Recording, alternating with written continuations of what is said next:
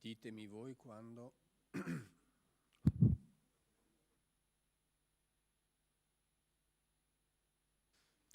Bene, un buongiorno a tutti e grazie anche per la nutrita presenza.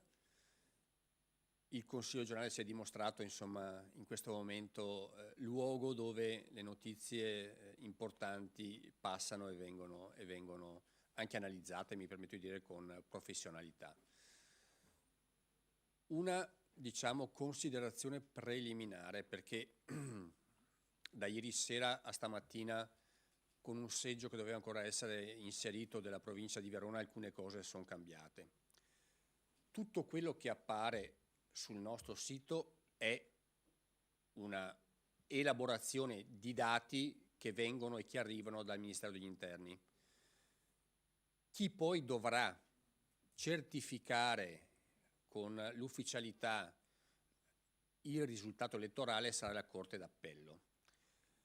Abbiamo già visto in altre occasioni che basta un dato sbagliato inserito nel comune più lontano del Veneto che fa poi cambiare tutto, anche perché la nostra legge elettorale, soprattutto con il riparto dei resti, è piuttosto, diciamo così, mobile per certe assegnazioni. Quindi quello che noi diciamo in questi momenti, ripeto, è frutto di un'elaborazione fatta con uno strumento assolutamente attinente alla legge, ma basta poco per cambiare tante cose. Una cosa è chiara, il Consiglio regionale ha una governabilità da parte della maggioranza chiarissima, si è superato il 60%, quindi il riparto avviene in forma proporzionale per quanto riguarda l'assegnazione dei seggi e quindi una composizione che anche vede una continuità di quello che è avvenuto negli ultimi 15 anni, con numeri sicuramente diversi, ma con un partito di maggioranza relativa nella maggioranza che è quello che, da cui arriva il presidente Alberto Stefani. Quindi quello che mi auguro è appunto che quello che abbiamo avuto perlomeno negli ultimi 10 anni di gestione del Consiglio regionale a supporto delle decisioni della Giunta e della programmazione regionale possa avvenire con la stessa continuità, qualità e spero anche tranquillità in aula. Il risultato è chiaro. Altra cosa importante da far emergere, ma poi sicuramente Giovanni Diamanti lo farà molto meglio di me, questo è il secondo miglior risultato della coalizione di centrodestra nella storia delle elezioni della Regione Veneto dal 95 in poi. Quindi l'altro, diciamo, risultato, il primo come quantità di supporto è quello del 2020 con il risultato, penso, appunto molto particolare del Presidente Luca Zaia con il 77% dei consensi. Questo è il secondo miglior risultato di tutta la storia del centrodestra a livello regionale. Altra cosa chiarissima, l'apporto del Presidente Zaia nella lista Lega è stato incredibilmente pesante, più di un terzo, scusate, dei voti che hanno avuto che ha avuto la lista Lega ha la preferenza Zaia a fianco, quindi questo a dimostrazione del buon lavoro fatto dal Presidente Zaia, da tutta la squadra che lo ha sostenuto e il riconoscimento che gli elettori veneti hanno dato a Luca Zaia. Quindi cosa che sicuramente avrà un peso anche nelle scelte politiche prossime venture di tante altre cose. Io mi taccio e passo la palla al segretario generale Roberto Valente.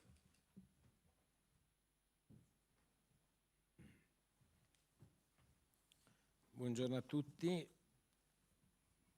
Come ieri sera ci eravamo lasciati, avevamo dato solo, diciamo, un po' la fotografia della ripartizione dei seggi del Consiglio regionale della XII legislatura.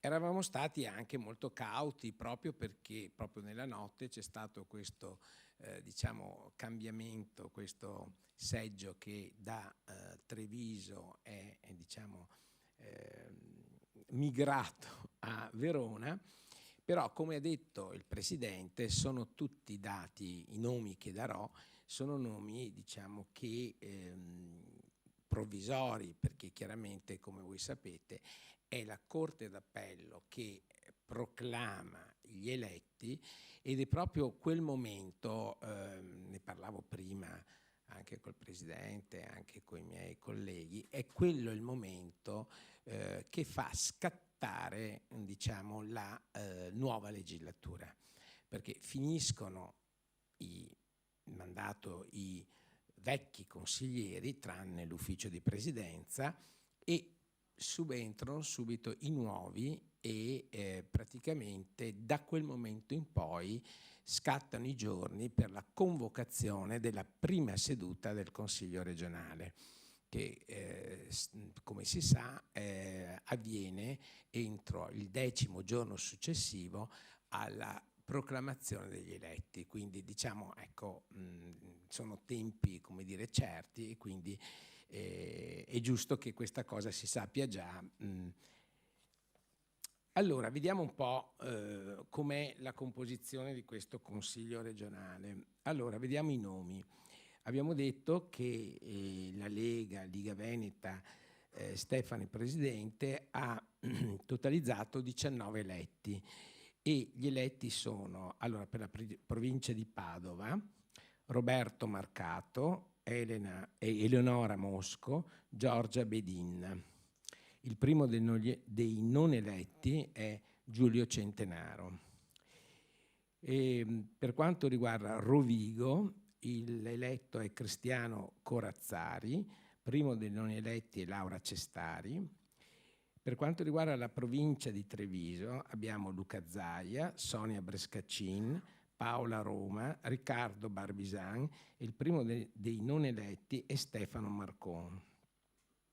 Per quanto riguarda Venezia, gli eletti sono Rosanna Conte, Andrea Tomaello, Francesco Calzavara, Roberta Vianello e il primo dei non eletti è Marco Dolfin.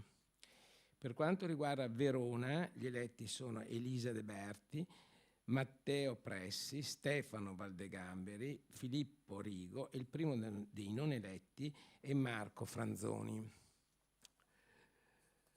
Per quanto riguarda la provincia di Vicenza, Manuela Lanzarin, Alessia Bevilacqua, Marco Zecchinato e il primo dei non eletti è Morena Martini. Passiamo alla lista Fratelli d'Italia, Giorgia Meloni. 9 sono gli eletti. Primo degli eletti è Dario Bond. Primo dei non eletti per la provincia di Belluno è Silvia Calligaro. Per la provincia di Padova eletto è Filippo Giacinti, primo non eletto è Enoch Soranzo. Per la provincia di Rovigo Valeria Mantovanna e il primo dei non eletti è Fabio Benetti. Per la provincia di Treviso è Claudio Borgia, primo dei non eletti Marco Della Pietra. Per la provincia di Venezia gli eletti sono Luca Spavanetto e Laura Besio. Il primo dei non eletti è Matteo Baldan. Per la provincia di Verona, Diego Ruzza e Anna Leso. Primo dei non eletti è Claudia Barbera. Per la provincia di Vicenza, l'eletto è Francesco Rucco e il primo non eletto è Sergio Antonio Berlato. Veniamo adesso alla formazione di Forza Italia, Berlusconi Autonomia per il Veneto, che ha 3 eletti. Per la provincia di Padova eletta è Elisa Venturini, primo dei non eletti è Mirko Patron. Per la provincia di Verona è Flavio Tosi, primo degli eletti Alberto Bozza e per la provincia di Vicenza Jacopo Maltauro e il primo dei eletti è Roberto Rigoni Ster. Veniamo invece alla formazione Liga Veneta Repubblica. Primo un eletto ed Alessio Morosin. Primo degli eletti è Marzia Magagnin. La lista invece Unione di Centro, scusate, Alessio Morosin è stato eletto alla provincia di Padova. Per Per quanto riguarda Unione di Centro, l'eletto è eletto nella provincia di Padova ed è Eric Pasqualon e il primo dei non eletti è Massimo Cavazzana. Andiamo al Partito Democratico, Manildo presidente, 9 gli eletti. Per la provincia di Belluno è Alessandro Del Bianco, primo degli eletti è Irma Vissalli. Sempre per partito, per la provincia di Padova, invece per la provincia di Padova abbiamo Andrea Michalizzi e primo degli eletti è Vanessa Camani. Per la provincia di Treviso l'eletto è Paolo Galeano e il primo degli eletti è Claudio Beltramello. Per la provincia di Venezia i 2 eletti sono Monica Sambo e Jonathan Montanariello. Primo degli eletti è Gianluca Trabucco. Per la provincia di Verona i 2 eletti sono Giampaolo Trevisi e Anna Maria Bigon e il primo dei non eletti è Alessio Albertini. Per la provincia di Vicenza i 2 eletti sono Chiara Luisetto e Antonio Marco Dalla Pozza. Primo dei non eletti è Luca Cislaghi. Per quanto riguarda la formazione Alleanza Verdi e Sinistra abbiamo 2 eletti, uno per la provincia di Padova, Elena Ostanel, primo degli eletti è Gianmaria Gioga, invece l'altro è nella provincia di Vicenza, Carlo Cunegato, e il primo dei non eletti è Renzo Masolo. Per quanto riguarda la formazione liste civiche per Manildo presidente, risulta eletta alla provincia di Treviso Rossella Cendron, primo degli eletti è Caterina Dozzo.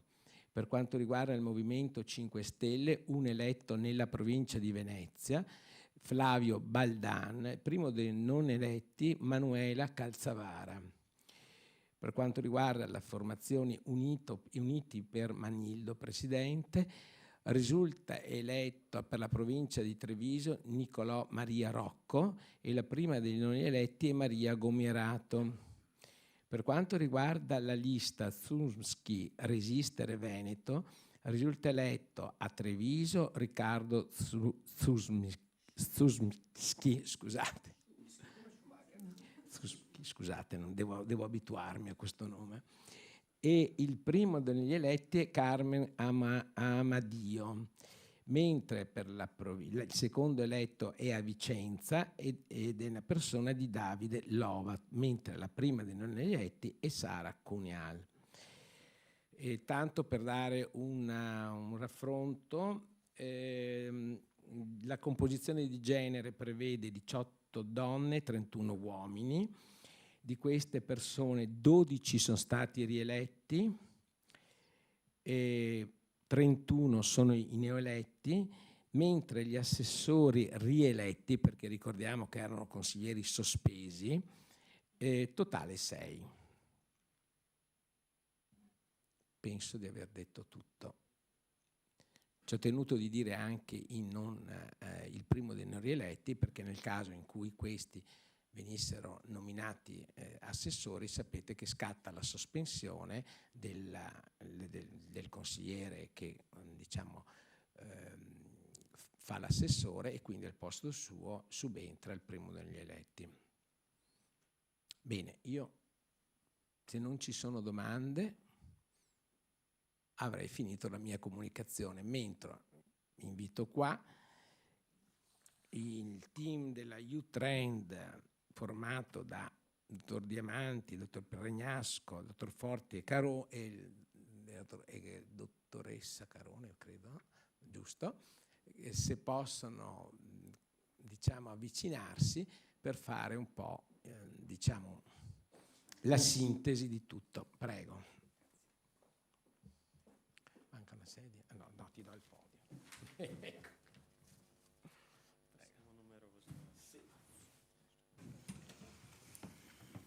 Buongiorno a tutti, ben ritrovati. È stata una lunga notte per noi, comunque il risveglio ha riservato qualche sorpresa. Ci dicevamo quando abbiamo presentato la settimana scorsa il lavoro che avremmo fatto, che il Veneto è una regione particolare perché È l'unica regione insieme alla Lombardia in cui il centrodestra ha sempre vinto le elezioni regionali, eppure è una regione che sa spesso sorprendere. Riesce a non essere banale, a sorprendere quelle che sono le previsioni della vigilia. E direi che è stato così anche quest'anno. Le prime pagine dei giornali di oggi lo mostrano, ma ora vedremo una serie di dati che noi abbiamo considerato e ritenuto particolarmente interessanti. Allora, io oggi faccio più il maestro di cerimonie che altro, nel senso che lascio la palla più al resto della squadra. C'è il mio socio Lorenzo Pregliasco, ci sono Martina Carone e Giovanni Forti che racconteranno un po' il voto andando un po' più in profondità sui dati che abbiamo visto, e sarà un po' diversa rispetto alle analisi che abbiamo visto ieri.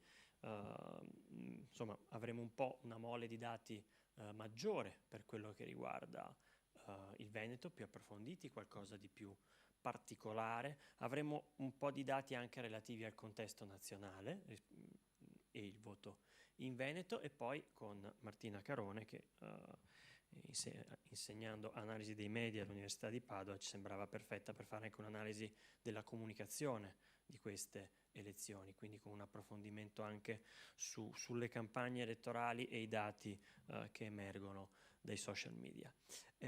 Io prima di lasciare la palla a loro mostrerei la prima slide, che è un dato a nostro avviso molto interessante. Quello di Luca Zaia non è solo il dato record di questa elezione regionale, non è solo il dato record delle regionali in Veneto, ma è il record nella storia delle elezioni regionali italiane come voto di preferenza. Precedentemente il record apparteneva ad Alfredo Vito, consigliere regionale della Democrazia Cristiana, che fu eletto in provincia di Napoli nel 1985 con 121.000 preferenze. Le preferenze di Luca Zaia in questa tornata elettorale sono 203.054 e soprattutto è interessante vedere che supera il 10% dei voti validi, non dei voti alla Lega, dei voti validi nel complesso. Il record in percentuale è il 13,5% dei voti validi espressi in provincia di Treviso, ma subito dopo c'è il 12,9% dei voti validi espressi in provincia di Vicenza. Poi Venezia, Padova e via dicendo.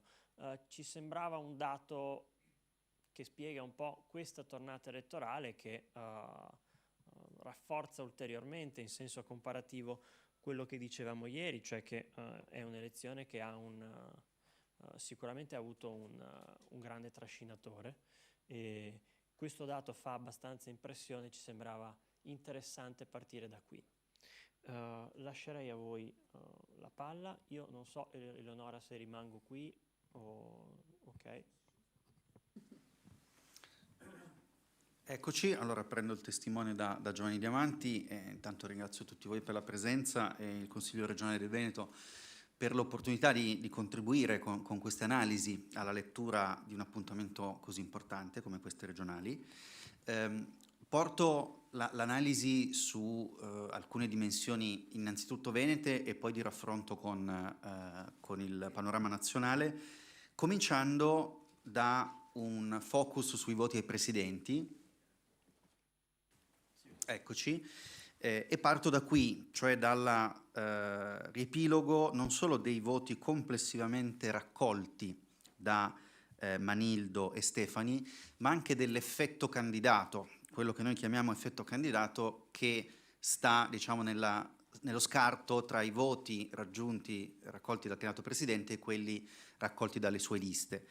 Quello che è interessante è che Stefani, che come si diceva in apertura ha conseguito uno dei risultati migliori della storia di questa regione per il centrodestra, il secondo risultato più alto, ha raccolto oltre 100.000 voti in più rispetto alle sue liste, mentre Manildo si è fermato a 74.000 voti di vantaggio rispetto alle liste del centrosinistra. Segnalo come elemento forse interessante che, comparando il risultato di Stefani con le altre regioni che erano al voto in questa tornata, è il dato più alto di tutte, e De Caro in Puglia ha ottenuto il 64% contro il 64,4% di Stefani, quindi è il candidato presidente eletto con più voti, con la percentuale più alta in Italia. Passiamo poi a una dimensione di analisi più territoriale, perché lo vedremo poi tra un attimo, tradizionalmente noi sappiamo, e anche ieri Giovanni Diamanti lo accennava, che c'è una tendenza più favorevole al centro-sinistra nelle grandi città rispetto ai piccoli centri, e questo è vero, ma è anche vero che se vediamo la mappa ci rendiamo conto che la vittoria di Stefani non è stata una vittoria unicamente concentrata nei piccoli centri, vince quasi tutti i capoluoghi di provincia Stefani. Gli unici due, come vedete, gli unici due comuni e capoluoghi vinti da Manildo sono Venezia e Padova, dove peraltro lo scarto è minimo, 0,5 a Venezia e 1 punto di scarto a Padova. In tutti gli altri capoluoghi che esprimono per esempio sindaci anche di centrosinistra, come sappiamo, la vittoria di Stefani è stata netta. Stefani vince di 16 punti a Vicenza, di 21 punti a Verona, di 9 punti a Treviso stessa. Quindi diciamo il messaggio che vi porto è che sì, c'è stata una tendenza migliore per il centrosinistra nelle città, ma anche nei capoluoghi Stefani ha vinto quasi dappertutto. Vediamo poi il dato per provincia. Qui abbiamo le province venete che sono tutte blu, perché ovunque naturalmente ha vinto Stefani, anche se con gradazioni leggermente diverse. Il dato della città metropolitana di Venezia è, diciamo, leggermente più favorevole al centrosinistra, perché a Venezia Stefani vince 59-35, nelle altre province invece l'affermazione è molto più netta. Vi cito Verona, dove sfiora il 70%, Vicenza, Stefani 67%, e un dato simile a Rovigo. Quindi affermazione molto ampia, leggermente meno netta a Venezia. Andrei a questo punto a diciamo, rafforzare un elemento di lettura che vi proponevo poco fa, perché oltre alla mappa che abbiamo visto, noi qui vi portiamo i dati dei candidati presidenti in base alla dimensione del comune. Che cosa vediamo? Che se prendiamo tutti i capoluoghi di provincia del Veneto, Stefani vince 52-43, vince di 9 punti, che è un dato rilevante per il centrodestra veneto, che lo sappiamo, l'abbiamo detto prima, tradizionalmente nei capoluoghi fa un pochettino più fatica. Cresce al 63% il dato di Stefani nei comuni non capoluogo ma con più di 15.000 abitanti, e guardate il dato nei comuni con meno di 15.000 abitanti, dove Stefani è al 69%, quindi quasi 7 votanti Se posso su 10. inserirmi, Lorenzo, solo al volo, rispetto a ieri abbiamo mostrato questa slide, non erano dati definitivi, e si è ampliato ulteriormente il margine nei comuni. Penso si fosse a 67 o 68 e adesso sfiora il 70 nei piccoli comuni. È così, e diciamo integro questa prima parte, passando la parola a Giovanni Forti per una nota su questo, con una dimensione di raffronto storico, perché è stato osservato prima che diciamo, questo risultato del presidente eletto Stefani si colloca al secondo posto nella graduatoria dei risultati del centrodestra, quindi lascerei a Giovanni Forti aggiungere qualcosa su questo, mentre la vediamo.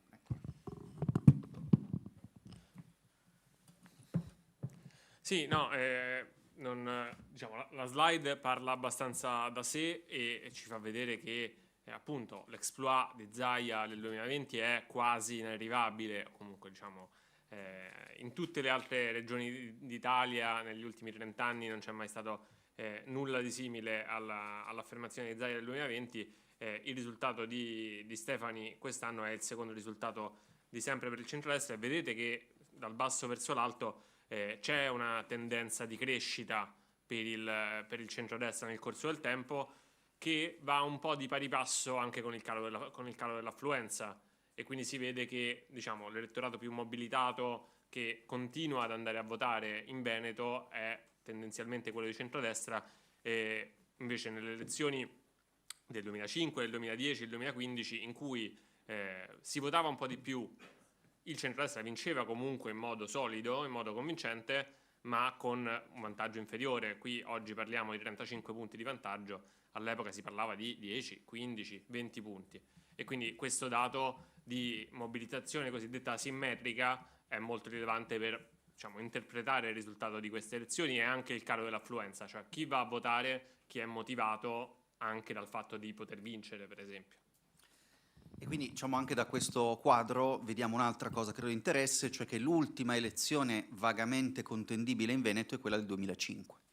Quella del 2005, Galan Carraro, in una tornata molto favorevole al centrosinistra, ricorderete, stravinse in molte regioni, ecco lì si arrivò a solo 9 punti di scarto, ma diciamo non sembra contendibile il Veneto nelle altre elezioni.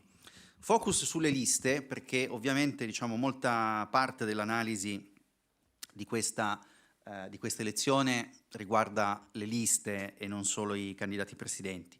Questa che vedete è una mappa che abbiamo elaborato che mostra il partito più votato in ciascuno dei comuni del Veneto e si vede un mare verde, verde che qui rappresenta ovviamente la Lega, che è stato il primo partito in 490 comuni del Veneto, quindi nella quasi totalità. Come si vede dalla mappa, poco fuoriesce da questa massa verde che rappresenta appunto i comuni vinti dalla Lega. Ce ne sono 43 in cui è arrivata prima Fratelli d'Italia, 13 Forza Italia, 7 Partito Democratico, 4 UDC, 1 Noi Moderati e 1 Liga.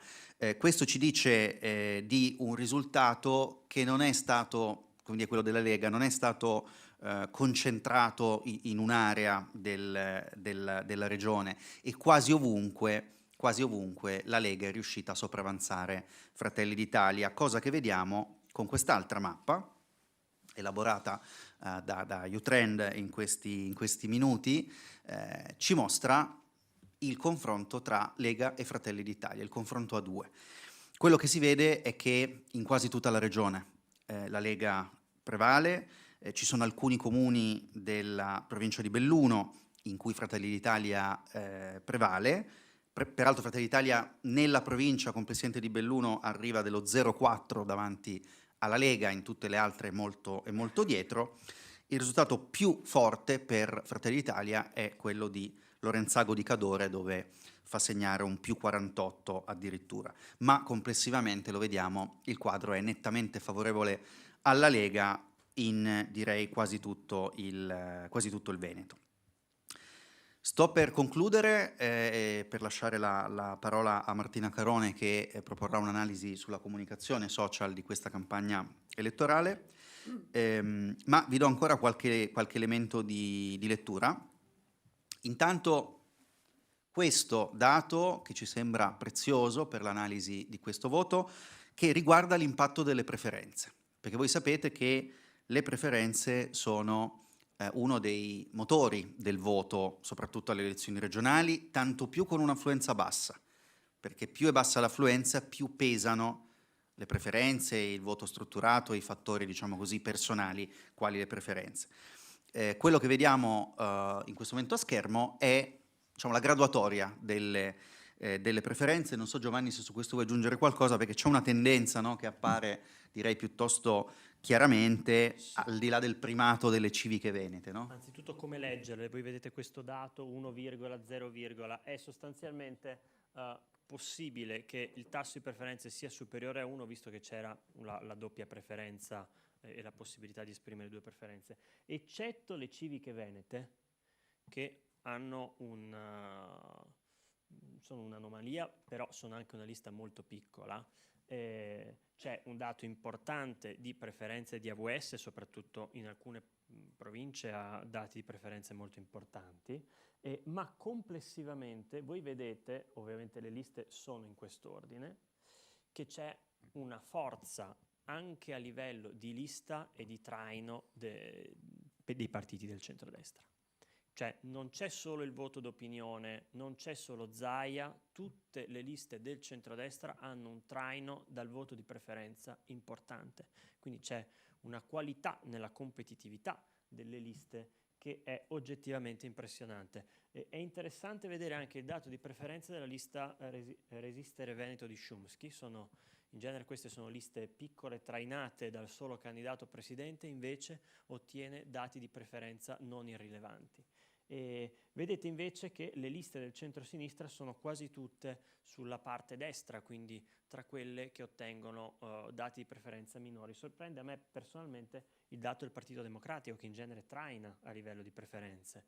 In questa regione un po' meno che in altre. Però ecco, questo è un dato per me particolarmente significativo, perché noi sappiamo che il voto a Zaia abbiamo visto prima, è il voto che ha marcato la differenza in questa elezione regionale. Abbiamo visto che il centrodestra ha un valore aggiunto portato dal candidato Stefani, non irrilevante, comunque i dati al solo presidente erano importanti, ma anche sul voto di lista c'è un traino di preferenze di tutte le liste, comprese le liste minori, con eccezione della Liga Veneta. Ecco, quindi questo ci spiega come il centrodestra vince in modo così netto. Un candidato presidente che porta un valore aggiunto, Zaia che traina in modo impressionante, ma ciascuna lista porta un contributo importante di voto di preferenza. Vado a concludere mostrandovi un dato di interesse e anche di confronto tra il risultato veneto e lo scenario nazionale sul Movimento 5 Stelle, lo vediamo qui, quindi andando nel campo della opposizione, perché quelli che vedete sono i risultati del Movimento 5 Stelle come lista in tutte le 18 elezioni regionali nelle varie regioni d'Italia in cui ha corso insieme al Partito Democratico. Perché è interessante parlare di questo? Perché queste regionali del Veneto del 2025 sono le regionali nelle quali il Movimento 5 Stelle, alleato del PD, ha ottenuto il peggior risultato nella storia di questa alleanza, 2,2%, lo vedete in fondo alla classifica, e segnalo anche che, lo vedete contrassegnato con l'asterisco, la Campania, con Roberto Fico, candidato presidente, è invece la regione in cui è andato meglio il Movimento 5 Stelle nella storia delle regionali in cui ha corso insieme al PD. E qui c'è anche un elemento di lettura politica, perché i dati sembrano suggerire in modo sempre più consistente e più robusto che quando il Movimento 5 Stelle ha un suo candidato come presidente va meglio, quando è insieme al PD ma con un candidato che non è del Movimento 5 Stelle soffre e patisce un po' di più, e questa è una lettura politicamente importante. Si vede con il contrassegno dell'asterisco, questa cosa che sta sottolineando Lorenzo Pregliasco. Esatto. Quindi Campania, Sardegna i primi due, Molise che è il sesto, settimo, e la Calabria 2021. Riepilogo generale, questo è più per riferimento vostro, perché sono dati che bene o male già abbiamo. Questo è il quadro di tutte le regionali del 2025, di quest'anno, nelle quali non c'è stato nessun cambio di maggioranza, se vogliamo con la parziale eccezione della Valle d'Aosta, che però non ha l'elezione diretta del presidente, in cui però la maggioranza in consiglio si è spostata verso il centrodestra, anche se è stato confermato lo stesso presidente. Negli altri 6 casi, come sappiamo, 3 centrosinistra, 3 centrodestra, queste erano e queste sono rimaste in termini di equilibri generali. L'affluenza è stato già illustrato ieri, ma l'affluenza in queste regionali è la più bassa nella storia delle regionali in Veneto, e il Veneto fa il suo ingresso in questa classifica che rappresenta appunto le regionali nelle varie parti d'Italia meno partecipate. La mappa con i partiti che esprimono i presidenti di regione dopo queste elezioni. Qual è la novità? Il giallo della Campania, che diventa la seconda regione d'Italia dopo la Sardegna con un presidente del Movimento 5 Stelle. Non cambia il colore del Veneto, ovviamente, e il Partito Democratico, naturalmente, che aveva la Campania con De Luca, cede il passo al Movimento 5 Stelle. Per il resto non ci sono stati cambiamenti. E questa è l'ultima delle slide che vi propongo, è un monitoraggio che noi portiamo avanti da molto tempo, da quando si è realizzata l'alleanza di Campolargo PD 5 Stelle. Ecco, alla luce di queste ultime 3 regioni che hanno votato, PD e 5 Stelle hanno corso insieme in 18 elezioni regionali e hanno vinto in 6, mentre in 12 ha prevalso il centrodestra. Come vedete inizia a esserci un po' più rosso nell'ultimo nell'ultimo anno sostanzialmente, ma rimane comunque negativo complessivamente il bilancio di questa alleanza nelle regionali. E lascio la parola a Martina Carone per l'analisi della campagna sui social. Ecco qua. Grazie mille, buongiorno a tutte e tutti. Abbiamo pensato potesse essere interessante fare un focus sui social media, perché è uno degli elementi che partecipa ormai in questo ecosistema mediale e informativo e digitale anche alla definizione di quelle che sono le percezioni e il racconto della campagna elettorale che come sappiamo aveva diciamo un'idea di quale poteva essere il risultato già a partire dalla definizione delle candidature. Proprio per questo per noi è stato interessante andare ad approfondire qualche dato che appunto vi proponiamo partendo da... Scusate, io abbasserò la testa perché guardo il telefono così evito di girarmi e di darvi le spalle. Partendo da quello che è un dato che nel gergo tecnico viene chiamato una vanity metrics.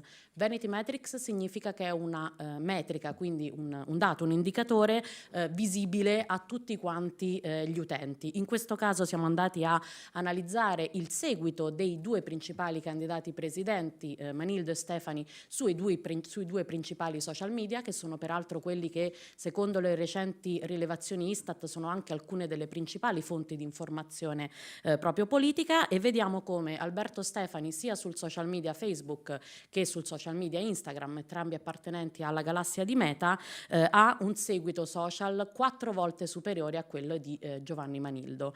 Questo evidentemente in funzione del suo ruolo precedente, in funzione anche delle sue cariche, in funzione probabilmente anche della differenza anagrafica, però abbiamo pensato potesse essere interessante notare, come dire, questo grande squilibrio tra i due candidati.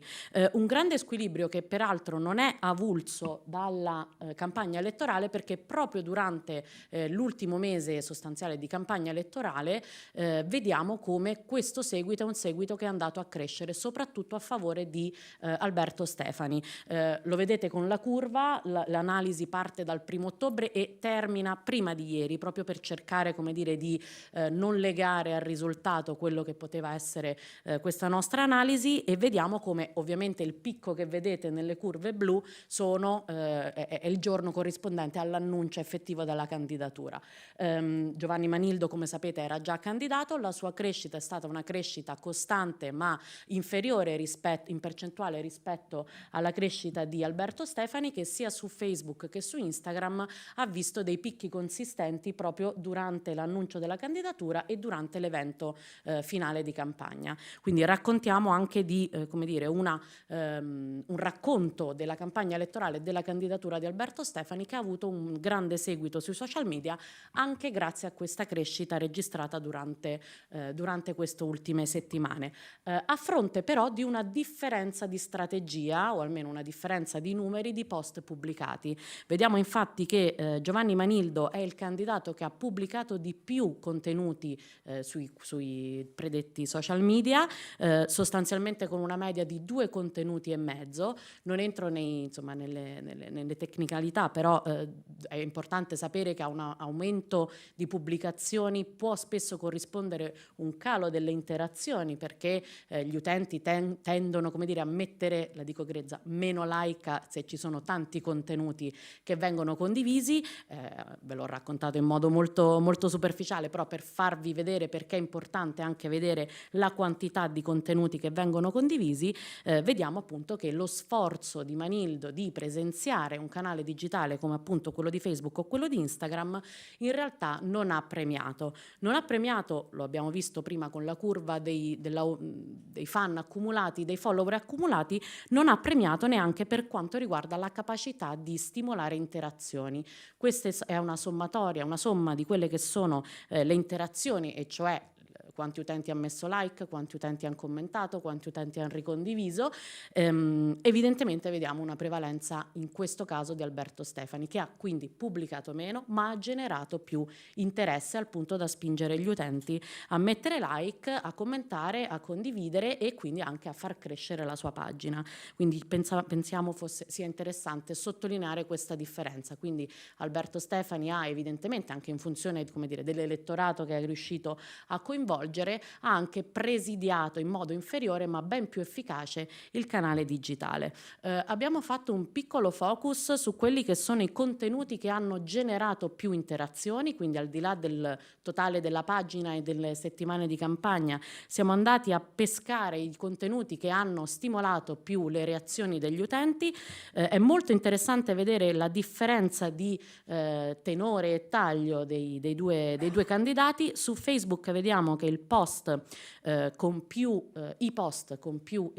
interazioni di Giovanni Manildo sono quelli legati proprio ai temi della campagna, in particolare all'annuncio di quello che sarebbe stato l'assessore alla sanità, quindi un grande interesse evidentemente anche degli utenti appunto nel tema della sanità, a differenza invece di Alberto Stefani, dove al di là dei post più ingaggianti, come quelli relativi al lancio della sua candidatura e alla festa al Teatro Geox, c'è, lo vedete, un tema con forte connotazione identitaria, soprattutto vicino alla Lega, che è quello della legittima difesa. Lo vedete alle mie spalle, quindi un tema molto politico, un po' meno di campagna, forse, se vogliamo dare una lettura un po' legata a questi temi. Vi aggiungo per completezza anche una panoramica su Instagram, segnalandovi però che non troviamo questa stessa differenza che abbiamo notato su Facebook. Su Instagram c'è stata una maggiore predilezione da parte dei candidati a parlare di dibattito e contrapposizione politica, quindi meno politica politicante, si direbbe in gergo giornalistico, però era giusto anche segnalarvi questo elemento. Abbiamo pensato potesse essere anche interessante, visto il risultato di Chomsky, andare a vedere come si è comportato lui sui social media. La cosa molto interessante da rilevare è che i suoi canali social, i suoi profili sono sostanzialmente dei canali personali. Non c'è stata una strategia particolarmente strutturata ed elaborata, che non significa che non ci sia stata probabilmente una strategia, ma c'è stata comunque una forte connotazione orientata alla disintermediazione, al racconto molto personale che Chomsky ha fatto della sua campagna anche sui social media, quindi evidentemente un consenso che ha premiato anche l'autenticità, che come sappiamo è uno degli elementi nell'analisi qualitativa che premia i social media, il racconto sui social media. Ultime due slide, dense di contenuto, perché siamo andati ad analizzare quelli che sono i temi toccati dai candidati, in questo caso specificatamente su Instagram, per una motivazione piuttosto semplice, cioè che su Instagram e su Facebook spesso erano condivisi gli stessi contenuti. Vediamo come la principale categoria è quella che abbiamo segnalato come campagna elettorale, cioè gli eventi, gli incontri, i banchetti, i volantinaggi e via dicendo, quindi quello che raccontava di una campagna tra le persone. Ma andando a dettagliare sugli argomenti abbiamo notato queste differenze. In Giovanni Manildo, ad esempio, è evidente con 11 post, ripeto, nell'ultimo periodo, quindi non sull'interezza della campagna, 11 post sui giovani, 11 sulla sanità, 10 sui trasporti. E 4 sull'autonomia. Vedremo come queste categorie nei contenuti condivisi da Alberto Stefani non sono presenti, che invece ha dedicato più attenzione, come vedete sempre inferiore rispetto ai contenuti di campagna pura, però più attenzione alle tematiche ad esempio dell'impresa o all'agricoltura e all'allevamento, dando meno attenzione invece alle tematiche sulla sanità e sull'ambiente e sul volontariato, che come vedete sono sulla seconda colonna.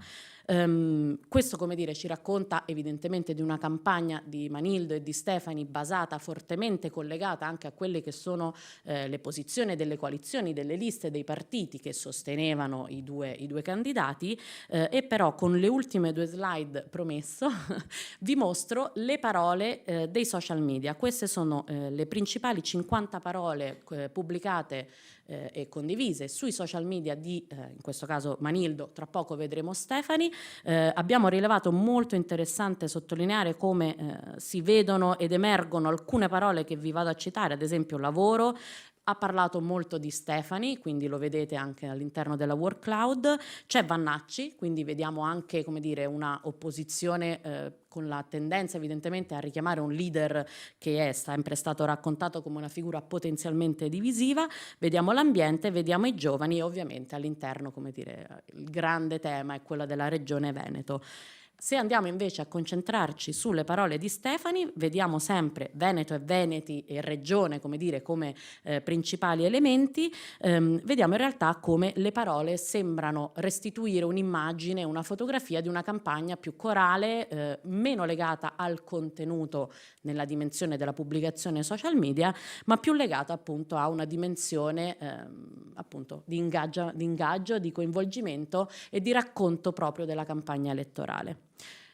Noi abbiamo finito, io vi ringrazio per l'attenzione e siamo Abbiamo qui per abbastanza eventuali... riempito di dati, ovviamente se avete domande e volete ulteriore dettaglio noi siamo qui, altrimenti direi che insomma, penso che vi abbiamo